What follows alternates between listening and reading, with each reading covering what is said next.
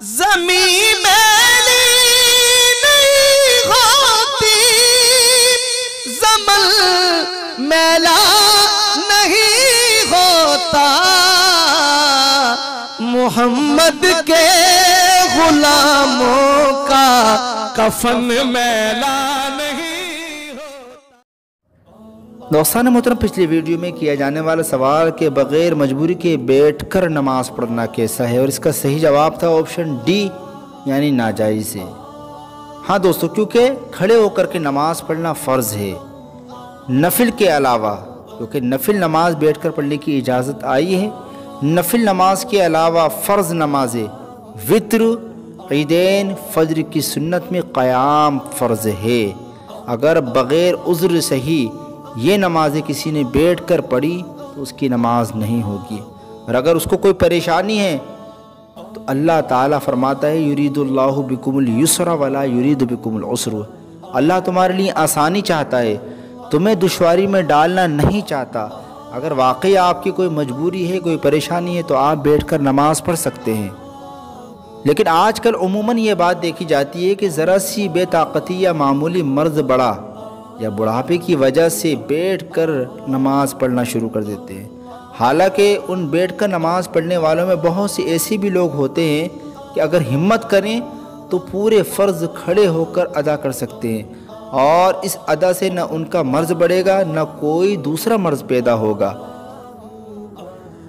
اور بعض اوقات یہ بھی دیکھا جاتا ہے کہ کمزوری اور بیماری کے بہانے بیٹھ کر فرض پڑھنے والے کھڑے رہ کر بہت دیر تک ادھر ادھر کی باتیں کرتے رہتے ہیں۔ ایسے لوگوں کو بیٹھ کر فرض پڑھنا جائز نہیں، بلکہ فرض ہے کہ کھڑے ہو کر کے فرض ادا کریں۔ اور یہ رہا آج کا پہلا سوال، تمام مخلوق کی تقدیر کب لکھی گئی؟ اور آپ کے آپشن یہ رہے، اے زمین بننے سے پہلے، بی آسمان بننے سے پہلے، سی چاند اور سورج سے پہلے، یا ڈی ان تینوں میں سے کوئی نہیں۔ اور اب آپ کا وقت یہاں سے شروع ہوتا ہے، اور صحیح جواب ہے آپشن ڈی، کیونکہ صحیح مسلم میں حدیث ہے اللہ تعالیٰ نے زمین و آسمان کی پیدائش سے 50,000 سال پہلے تمام مخلوق کی تقدیر لکھی۔ تفسیر ابن کثیر پارہ 17 رکوع 16۔ اور یہ رہا آپ کا اگلا سوال، گوشت کا سڑنا اور کھانے کا خراب ہونا کب سے شروع ہوا؟ اور آپ کے آپشن یہ رہے، اے حضرت آدم کے زمانے سے، بی قوم عاد کے زمانے سے، سی قوم بنی اسرائیل کے زمانے سے، یا ڈی قوم سمود کے زمانے سے۔ اور اب آپ کا وقت یہاں سے شروع ہوتا ہے، اور صحیح جواب ہے آپشن سی، قوم بنی اسرائیل کے زمانے سے، کیونکہ اللہ تعالیٰ نے بنی اسرائیل کو ایک یہ بھی انعام عطا فرمایا کہ اس کو منّا و سلویٰ یعنی جنتی کھانا عطا فرمایا۔ منّا و سلویٰ جب نازل ہوتا تھا تو بنی اسرائیل ممانعت کے باوجود کچھ چھپا کر کل کے لیے رکھ لیتے تھے، جنتی کھانے کو کل کے لیے بچا کر رکھ لیتے تھے، لیکن دوسرے دن وہ رکھا ہوا منّا و سلویٰ سڑ جاتا تھا۔ پیارے آقا صلی اللہ علیہ وسلم نے ارشاد فرمایا، اگر بنی اسرائیل نہ ہوتے تو کھانا کبھی نہ سڑتا اور نہ خراب ہوتا۔ کھانے کا خراب ہونا اور گوشت کا سڑنا اسی تاریخ سے شروع ہوا، اس سے پہلے نہ کھانا خراب ہوتا تھا اور نہ گوشت سڑتا تھا۔ تفسیر روح البیان جلد نمبر 1 صفحہ نمبر 97، تفسیر نعیم جلد نمبر 1 صفحہ نمبر 455۔ اور یہ رہا آپ کا اگلا سوال، وہ کون کون حضرات ہیں جنہوں نے مرنے کے بعد بھی بات کی یعنی کلام کیا؟ اور آپ کے آپشن یہ رہے، اے حضرت یحییٰ علیہ السلام، بی حبیب نجار، سی حضرت جعفر طیار، یا ڈی ان کے علاوہ اور بھی ہیں۔ اور اب آپ کا وقت یہاں سے شروع ہوتا ہے، اور صحیح جواب ہے آپشن ڈی، ایسے لوگ کہ جنہوں نے مرنے کے بعد بھی لوگوں سے کلام کیا، ان کے نام یہ رہے: نمبر 1 حضرت یحییٰ علیہ السلام کہ جب لوگوں نے ان کو قتل کر ڈالا. نمبر 2 حبیب نجار، جب لوگوں نے ان کو قتل کر ڈالا تو انہوں نے یا لیتا قومی یعلمون، کاش کہ میری قوم مجھ کو جان لیتی. نمبر 3 حضرت جعفر طیار جنہوں نے کہا وَلَا تَحْسَبَنَّ الَّذِينَ قُتِلُوا. نمبر 4 حضرت حسن بن علی رضی اللہ تعالی عنہما کہ انہوں نے کہا تھا وَسَيَعْلَمُ الَّذِينَ ظَلَمُوا أَيَّ مُنْقَلَبٍ يَنْقَلِبُونَ. نمبر 5 حضرت سعد بن مسیب سے مروی ہے کہ ایک انصاری مرد کا انتقال ہو گیا. جب لوگ تجہیز و تکفین سے فارغ ہو کر اٹھا کر لے جانے لگے تو انہوں نے کہا محمد الرسول اللہ.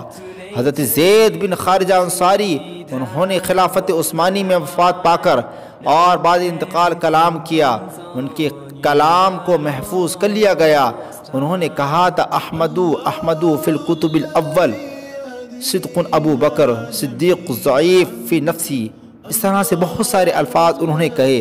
انہیں سے متعلق مواہب لدنیہ میں حضرت نعمان بن بشیر سے مروی ہے کہ وہ فرماتے ہیں حضرت زید بن خارجہ رضی اللہ تعالیٰ عنہ سرداران انصار میں سے تھے. وہ مدینہ منورہ کی راہوں میں چلتے ہوئے ظہر عصر کے درمیان کسی جگہ منہ کے بل گر پڑے اور ان کا انتقال ہو گیا. انصار عورتوں اور مردوں نے آ کر رونا شروع کر دیا اور وہ اسی حالت پر رہے یہاں تک کہ مغرب و عشاء کے درمیان ایک آواز سنائی دی جو کہہ رہی تھی کہ خاموش رہو. اس کے بعد جب غور سے دیکھا تو چادر کے نیچے سے آواز آ رہی تھی. انہوں نے ان کے چہرے اور سینے سے چادر اتار دی تو دیکھا کہ وہ کہہ رہے تھے محمد رسول اللہ النبی الامی خاتم النبیین لا نبی بعد وکان ذلک فی الکتاب الاول. نمبر 7 حضرت عبداللہ بن عبیدہ انصاری سے منقول ہے کہ وہ روایت کرتے ہیں کہ میں اس جماعت میں شریک تھا جنہوں نے ثابت بن قیس بن شماس کو دفن کیا تھا. اس وقت جب انہوں نے قبر میں اتار دیا تو میں نے دیکھا کہ وہ کہہ رہے تھے محمد الرسول اللہ.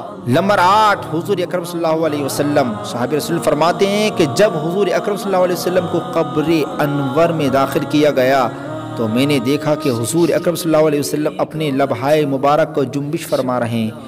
میں نے کانوں کو حضور کے دہن مبارک کے قریب کیا تو میں نے سنا کہ آپ فرماتے تھے ربی امتی امتی. مدارج النبوہ جلد نمبر 2 صفحہ نمبر 751. نمبر 9 حضرت ربیع انہوں نے کہا کہ میرا جنازہ جلدی لے چلو. شرح الصدور صفحہ نمبر 28. دنیا میں سب سے زیادہ کتنے لوگ روئے کہ جن کی مثال ابھی تک نہیں ملتی؟ اور آپ کے آپشن یہ رہے: اے 2 لوگ، بی 4 لوگ، سی 5 لوگ یا ڈی 7 لوگ. اور اب آپ کا وقت یہاں سے شروع ہوتا ہے. صحیح جواب ہے آپشن سی. دنیا میں 5 آدمی بہت روئے جن کی مثال نہیں ملتی. نمبر 1 حضرت آدم علیہ السلام اپنی خطا پر. نمبر 2 حضرت یعقوب علیہ السلام فراق یوسف میں. نمبر 3 حضرت یحییٰ علیہ السلام خوف الہی سے. نمبر 4 حضرت فاطمہ الزہرا رضی اللہ تعالی عنہا حضور اکرم صلی اللہ علیہ وسلم کی وفات کے بعد. نمبر 5 حضرت امام زین العابدین رضی اللہ تعالی عنہ واقعہ کربلا کے بعد. تفسیر نعیم جلد نمبر 1 صفحہ نمبر 339. اور یہ رہا آپ کا اگلا سوال: لوح محفوظ کو لوح محفوظ کیوں کہا جاتا ہے؟ اور آپ کے آپشن یہ رہے: اے بلند ہونے کی وجہ سے، بی بڑی ہونے کی وجہ سے، سی محفوظ ہونے کی وجہ سے، یا ڈی یہ تینوں صحیح ہیں. اور اب آپ کا وقت یہاں سے شروع ہوتا ہے.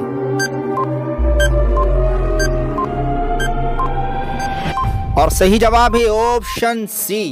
لوح محفوظ کا نام لوح محفوظ اس لیے ہے کہ یہ شیطان کی شرانگیزی اور فتنے فساد سے محفوظ ہے. حضرت ابن عباس رضی اللہ تعالی عنہ سے مروی ہے کہ اللہ تعالیٰ نے لوح محفوظ کو سفید موتی سے بنایا اور وہ 7ویں آسمان کے اوپر معلق ہے. لوح محفوظ کی جلد اور صفحے سرخ یاقوت کے اور اس کے طرفین موتی اور یاقوت کے ہیں۔ لوح محفوظ کی لمبائی زمین و آسمان کے مابین فاصلے کے برابر ہے اور اس کی چوڑائی مشرق سے مغرب تک کے فاصلے کے برابر ہے۔ اور حضرت عباس ہی سے مروی ہے کہ لوح محفوظ کا قلم نور کا ہے جو اس سے بندھا ہوا ہے، اور ایک روایت میں ہے خدا نے قلم کو ایک سفید چمکدار موتی سے پیدا کیا۔ لوح محفوظ کے بیچوں بیچ یہ الفاظ لکھے ہوئے ہیں: لا الہ الا اللہ وحدہ دینہ الاسلام محمد عبدہ ورسولہ من آمن باللہ عز وجل وصدق بوعیدہ واتبع رسلہ ادخلہ الجنہ۔ لوح محفوظ میں لکھا ہوا قرآن کا ایک ایک حرف کوہ قاف کے برابر ہے اور ہر حرف کے نیچے اس کے معنی ہیں۔ اللہ تعالیٰ نے جب قلم کو پیدا فرمایا تو اسے حکم فرمایا کہ لکھ۔ قلم نے عرض کیا کیا لکھوں؟ فرمان جاری ہوا کہ قیامت تک کی مخلوق کی تقدیر لکھ دے۔ اور ایک دوسری روایت میں ہے کہ قلم کو سب سے پہلے لکھنے کا حکم بسم اللہ کا ہوا۔ نزہۃ المجالس۔